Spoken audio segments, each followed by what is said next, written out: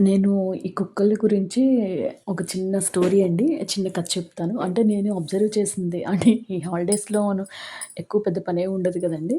కొంచెం నేను బయటకొచ్చి అబ్జర్వ్ చేసిన దాన్ని బట్టి ఒక చిన్న స్టోరీ చెప్తాను వాటి గురించి. ఒక కుక్ ఉందండి మా ఎదురుగుండా. ఆపోజిట్‌లో ఒక కాలువ ఉంటది కదా! అలా దాంట్లో వాటర్ ఫ్లో ఉండదనమాట. దాంట్లో ఇంకా అది ఒక గుడారంలాగా ఏర్పరచుకొని దాంట్లో పడుకోవడం. ఫుడ్ తింటానికి మాత్రం బయటికి రావడం, మళ్ళీ దాంట్లోకెళ్ళి పడుకోవడం చేసేది. అలా మొన్న ఒక 2 మంత్స్ అలా అయిందనుకుంటా. ఒక 5 కుక్క పిల్లల్ని పెట్టిందనమాట.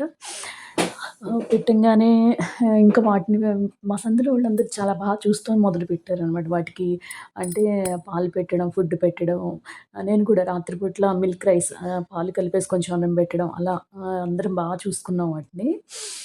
అయితే ఇలా ఉండగా ద కుక్క ఇంక పిల్లలున్నాయి కదండీ! ఈ అన్నిటిలోకి ఒకటి మాత్రం కొంచెం తేడాగా ఉంటది. ఎలా అంటే ఇంకది అంటే నేను అబ్జర్వ్ చేసింది. మీరు కుక్కల్ని కూడా ఇంత ఇదిగా అబ్జర్వ్ చేస్తారంటే నేనేం చేయలేను.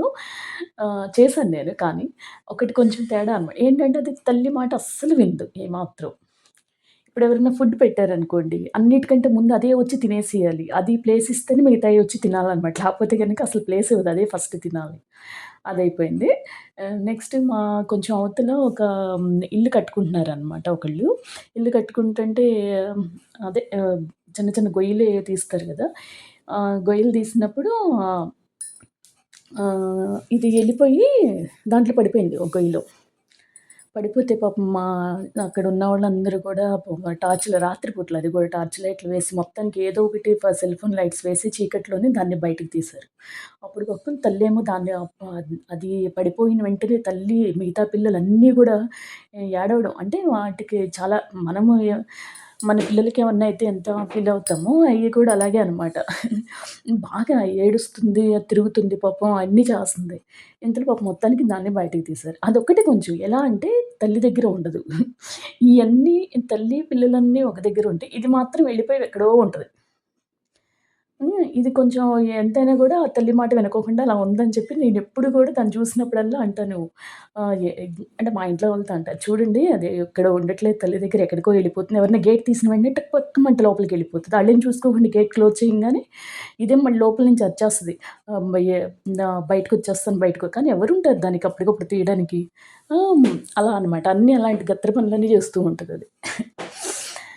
ఏమైందేమో తెలీదు గానీ, ఇవాళ మార్నింగ్ ఏమైందంటే, ఏడుస్తూ ఉందనమాట. ఒక 3 అవర్స్ కంటిన్యూగా ఏడుస్తుంది. ఆ బిడ్డ అదే ఆ పిల్ల ఒకటే అనమాట. అంటే ఆ కుక్క పిల్లలు ఒక 5 పిల్లల్ని పెట్టింది కదా! ఎవరు మొత్తానికి ఎవరికాళ్ళు పెంచుకుంటా తీసేసుకున్నట్లున్నారు. దీని దగ్గర మాత్రం ఇప్పుడు 2 పిల్లలు మాత్రమే మిగిలినియి. అయితే ఆ 2 పిల్లలు కూడా ఏంటంటే, ఒకటేమో వైట్‌గా ఉంటది పిల్ల. ఇంకోటేమో కొంచెం బ్లాక్ కలర్‌లో మచ్చలుగా ఉంటదనమాట. అదే అనమాట కొంచెం. అదేమో ఏడుస్తూ ఉంది. ఆ కుక్కను ఇంకో పిల్ల గూడా కనిపించట్లేదు. ఏడుస్తూ ఉంది. అటు తిరుగుతుంది, ఇటు తిరుగుతుంది. దాని బోర్డర్ ఎక్కడి వరకు అక్కడి వరకే ఎళ్తుందనమాట. ఆ సందు దాటి అవతలికెళ్ళదు. మళ్ళీ ఇక్కడిక్కడే ఉంటది. ఏడుస్తుంది. ఎందుకు ఏడుస్తుందా అని చెప్పేసి నేను చూస్తున్నాను. పాపం మా ఎదురుగుండా వాళ్ళందరూ చూస్తున్నారు. దానికి వాటర్ పెడుతున్నారు, పాలు పెడుతున్నారు. అయినా సరే అది ఏడుపు ఆపట్లేదు. ఎందుకా అనుకుంటే నేననుకున్నాను. ఈ తల్లి కావాలని చెప్పి దీనికి భయం ఉండట్లేదు. కనిపించకుండా ఎళ్ళిపోతాము అని చెప్పి అనుకోనుంటదని చెప్పేసి అనుకున్నాను. నిజంగానే ఒక 3 అవర్స్ అయిన తర్వాత తల్లి ఆ చివరి నుంచి వచ్చిందనమాట. చూడంగానే అది ఎళ్ళిపోయింది. పాపం తల్లి దగ్గరికెళ్ళిపోయింది. అంటే దీని ఏడుపు చూడలేక వచ్చేసుంటది తల్లి. రాంగానే కుక్క పిల్ల దాని దగ్గరికెళ్ళిపోయింది. ఎళ్ళిపోయి పాపం పాలు తాగుదాం అనుకునేటప్పటికి ఒక కరుపరిసింది తల్లి కుక్క. అరవంగానే ఇది దెబ్బతో కామ్‌గా ఎళ్ళిపోయి అవతలికెళ్ళిపోయి పడుకుందనమాట. ఒక బండి కిందకెళ్ళిపోయి పడుకుంది. ఇంకా ఇది మాత్రం అలా నుంచొని చూస్తుంది. దాన్ని అలాగే చూస్తుంది. ఇది మాత్రం ఎళ్ళిపోయి పడుకుంది.